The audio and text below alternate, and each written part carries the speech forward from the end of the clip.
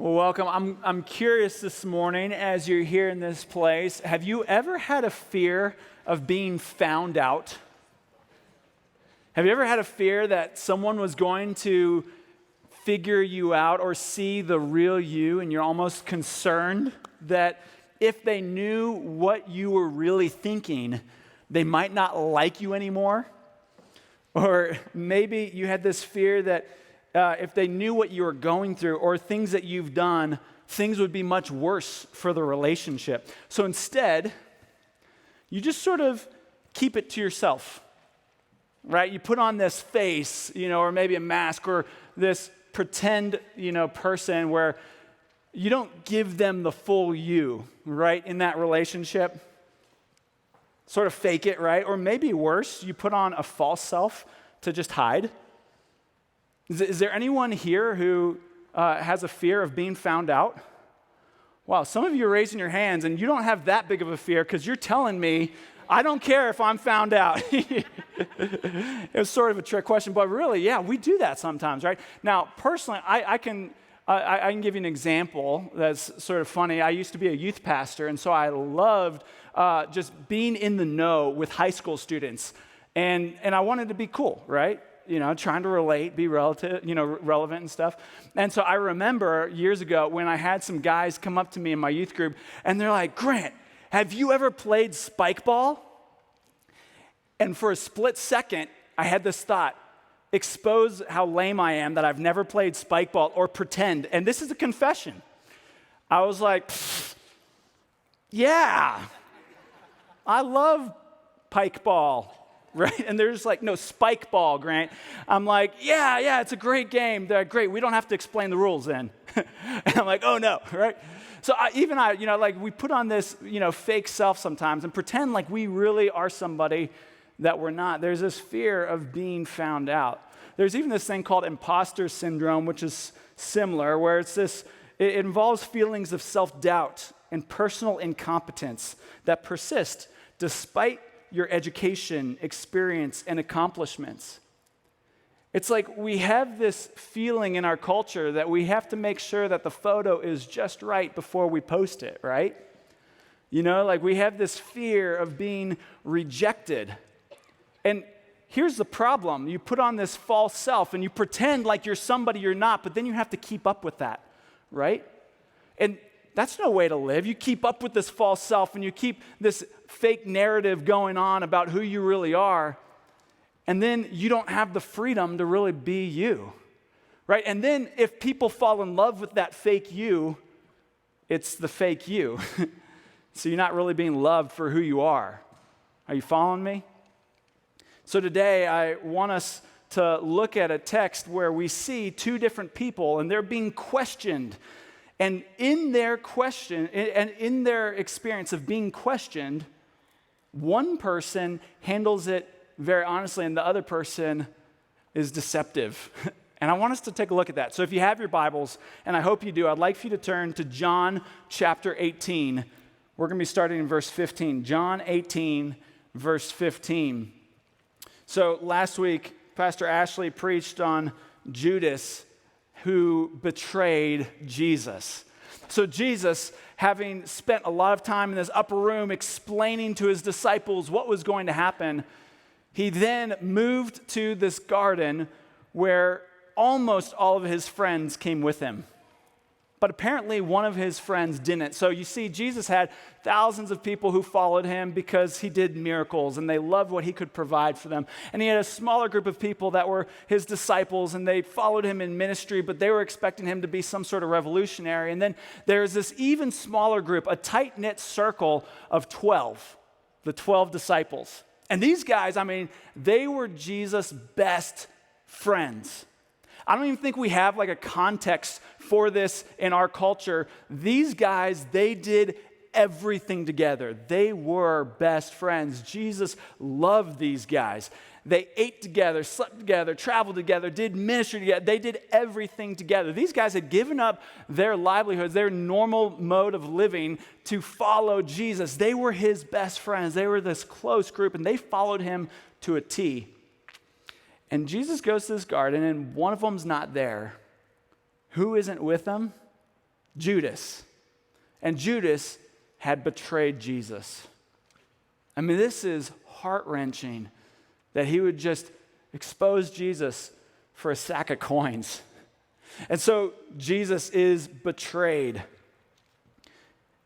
And now he's been taken, and he's in the middle of the night gone into this questioning series where it's a kangaroo court, this illegitimate proceeding where they're accusing Jesus, but they don't even really know what they're accusing him of, other than the fact that they've already decided his fate. They want him dead. And so that's where we find ourselves in the passage today. And here's what I want us to see.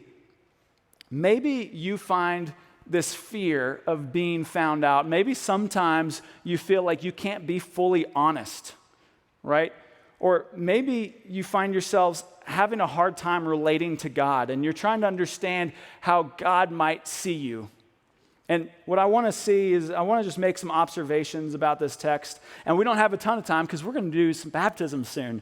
So I'm going to see how if we can get through this in a timely manner. But I want to see that Jesus can relate to your rejection. He can relate to your rejection because he's been rejected. So let's take a look. We see in verse 15, Simon Peter followed Jesus, and so did another disciple.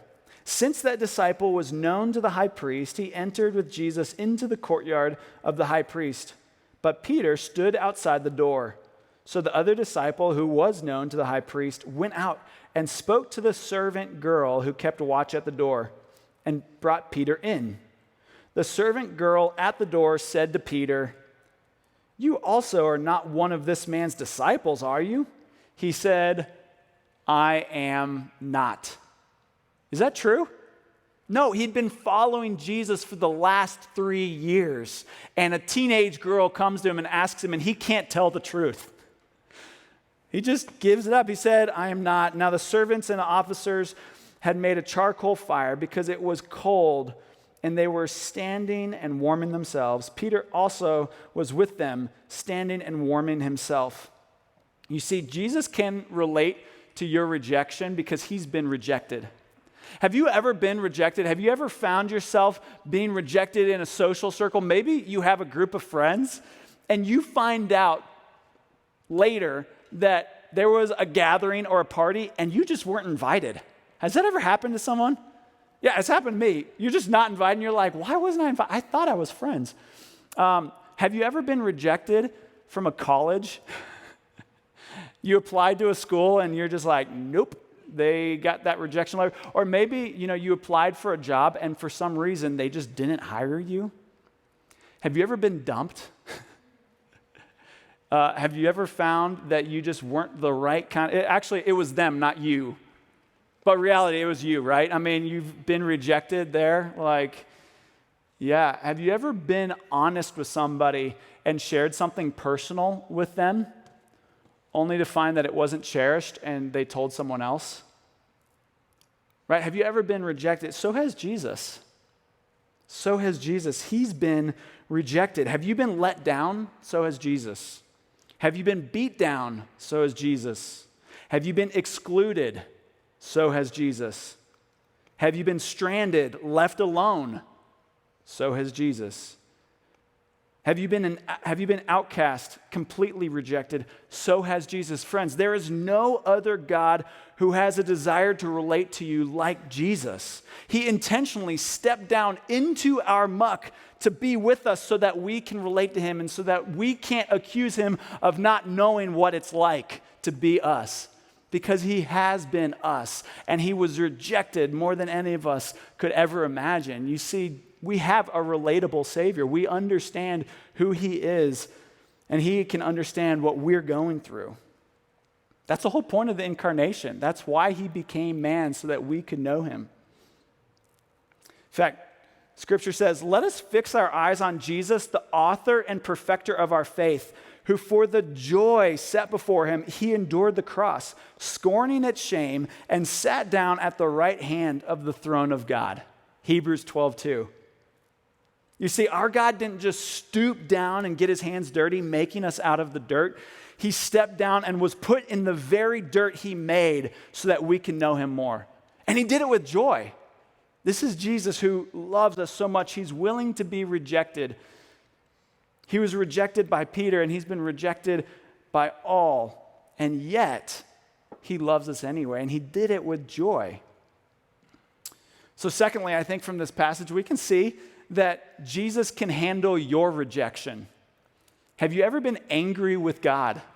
Have you ever been frustrated that God didn't answer the prayer that you prayed in the way that you wanted him to answer it?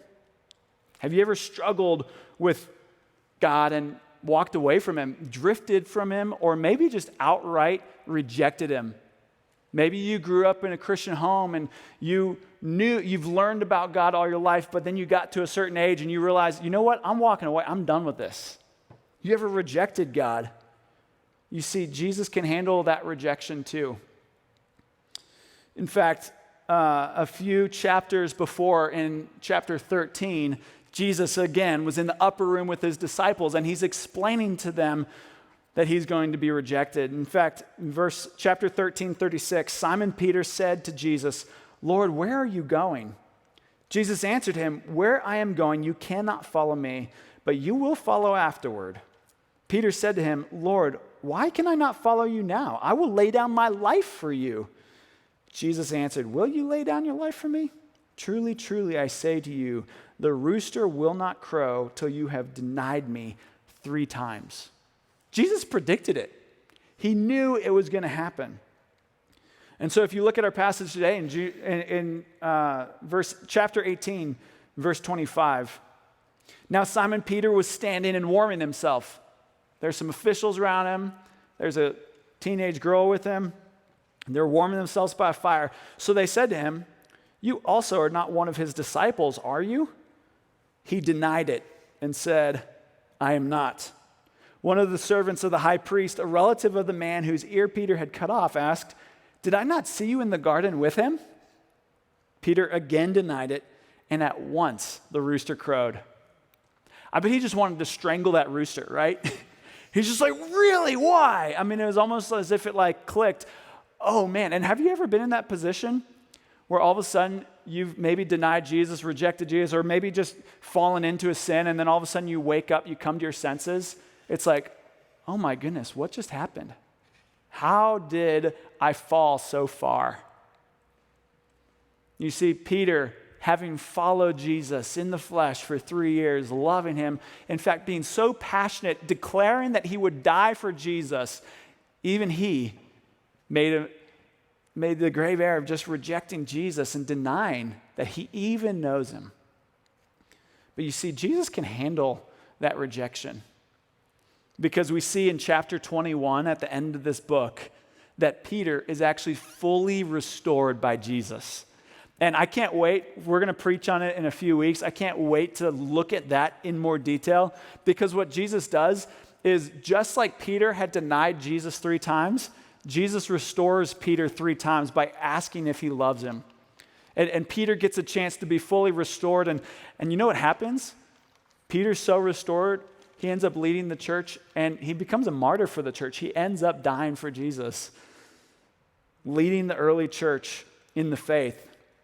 And you see, Jesus was unfazed by it. You see, Jesus was able to fully restore Peter in spite of the rejection that happened.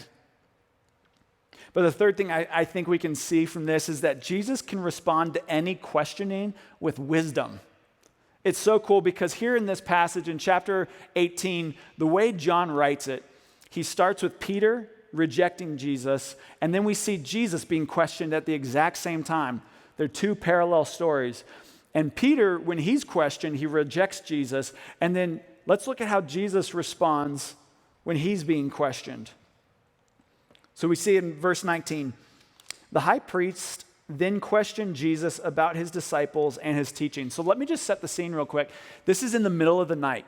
This goes against normal proceedings. In fact, the high priests, this is a lot like the high court or like the Supreme Court for the Jewish people. And so Jesus is being questioned by them, but instead of it being legal proceedings, it's illegitimate, illegal proceedings. And Jesus is being questioned at night when really he should be questioned at day. And in fact, he's supposed to have a couple people who've accused him. So he should have 2 people, like one person who's put a charge against him, and then a second witness verifying that he really has committed a crime. There's no witnesses there whatsoever. And so these guys, they're asking him in the middle of the night, and Jesus answered him, verse 20, I have spoken openly to the world. I have always taught in synagogues and in the temple where all the Jews come together. I have said nothing in secret. Why do you ask me? All those who have heard me, all those who have heard me, ask those, there we go. Ask those who have heard me what I said to them. They know what I said. So Jesus, he actually very creatively turns it back to them and exposes their illegitimate questioning. He says, look, you're asking me in secret. He's like, I haven't said anything in secret. Here we are. You guys in cloak and dagger, trying to attack me. I've openly spoken out in public. When he had said these things, one of the officers standing by struck Jesus with his hand, saying, is that how you answer the high priest? Jesus answered him, if what I said is wrong, bear witness about the wrong. So he's exposing there's not even any witnesses. But if what I said is right, why do you strike me? You see, Jesus has this incredible wisdom and in the way that he responds to questioning. But then you also see later, if you scroll down or look a little further down in your text, we see in verse 33, he's then taken to Pilate. So Pilate is this Roman official whose job is to keep the peace among the Jews. And he really doesn't care a whole lot about the Jewish people. As long as they keep quiet, he's happy. And so these high priests, they bring Jesus to Pilate in the middle of early in the morning. How many of you are happy at 4 a.m.? Anyone like a morning person? Yeah, 4 a.m. is like your golden hour. No. Like Pilate, I doubt it's the same. I bet Pilate isn't very happy either. So, they knock on the door. Pilate, is like, real tired. And they say, hey, we have this Jesus guy. And he says, all right, come in. And they're like, no, I don't want to come in. Like, we don't want to defile ourselves. And he's like, really? Okay. So finally, in verse 33, it says, Pilate entered his headquarters again and called to Jesus and said to him, are you the king of the Jews? Okay, asked him a direct question. Jesus answered, do you say this of your own accord, or did others say it to you about me? So Jesus answers a question with a question. Isn't that great? I just love how he does that. And I often find maybe you've found yourself in a conversation with someone where you're just like really uncomfortable and you don't know what the right answer is. What if you responded with a question? Just turn it back on them, right? But Jesus does this really intentionally. He's really wise in how he does this. And he asks, well, are you asking me, Pilate, or is someone else really asking this question? And this is an important thing for me. This is sort of a side note, but I really think this is important. Who do you say Jesus is? I want to ask you, what do others say about Jesus versus what do you say about Jesus? Because maybe you grew up in a Christian home, and that's great, and I think that's awesome, but did you know you cannot ride your parents' coattails into heaven? Like, you can't just keep living your parents' faith and not actually have a faith of your own. Like, it's not just what your parents say about Jesus. Who do you say Jesus is? Have you actually taken the time to wrestle with that? Who is Jesus? And maybe you've been distant from God. Maybe you've been distant from the church. Maybe you haven't really made any kind of connection with Jesus because of bad experiences with Christians, or bad experiences with the church, or bad experiences with who knows what, maybe even stereotypes about who God is. But have you ever taken the time to just get to know Jesus on your own? Who do you say that he is? Do you know him? Do you know him personally? Because Christians can sometimes do a bad job of representing Christ.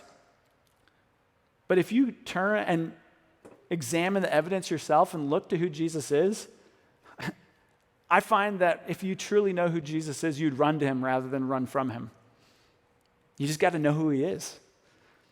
And so Jesus challenges Pilate, asking him what others say about him versus what Pilate says about him. Pilate answered, verse 35, "Am I a Jew? Your own nation and the chief priests have delivered you over to me. What have you done?" Jesus answered, "My kingdom is not of this world. If my kingdom were of this world, my servants would have been fighting, that I might not be delivered over to the Jews. But my kingdom is not of this world." You see, if Jesus just told him straight out, Pilate would have had something to charge against him. If he said, "Yeah, I am the king of the Jews," he'd have said, "Great."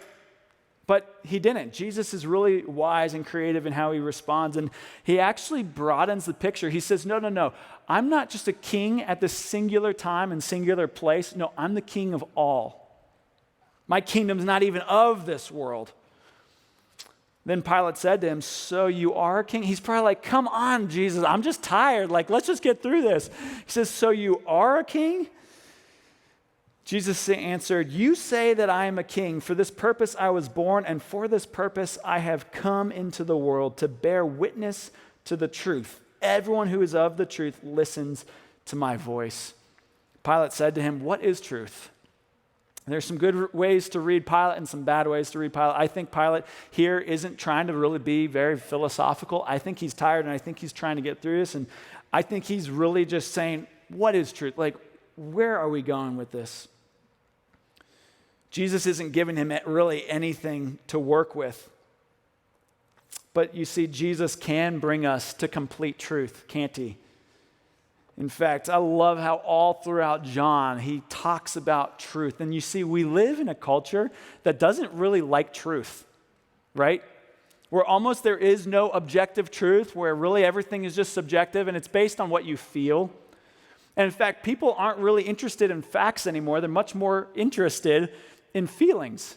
You know, facts are secondary. It's how do those facts make you feel?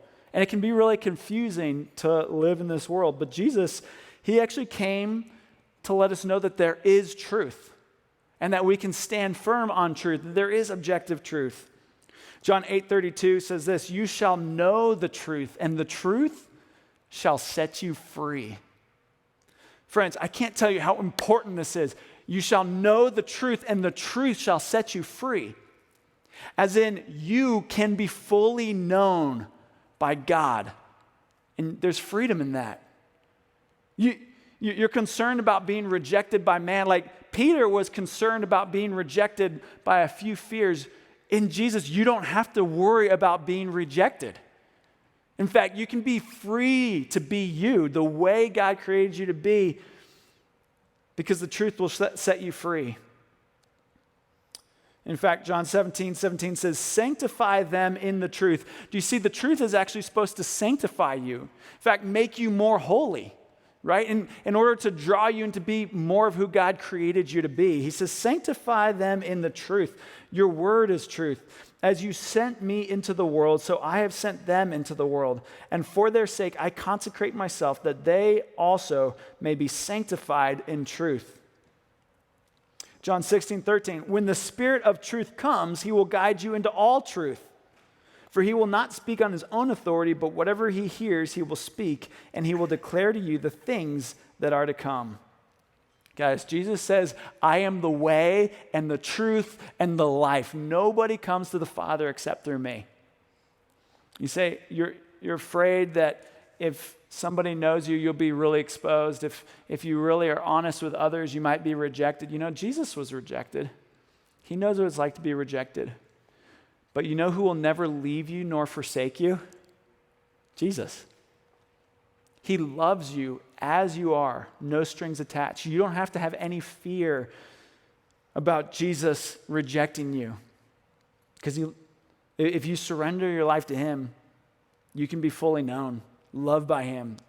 You don't have to be afraid anymore of being alone. You don't have to be concerned about what other people think about you, because you can be fully accepted and loved by God. He loves you just as you are, but he also loves you too much to keep you that way. God wants to refine you. He wants to challenge you. He wants to stretch you. He wants to make you more holy.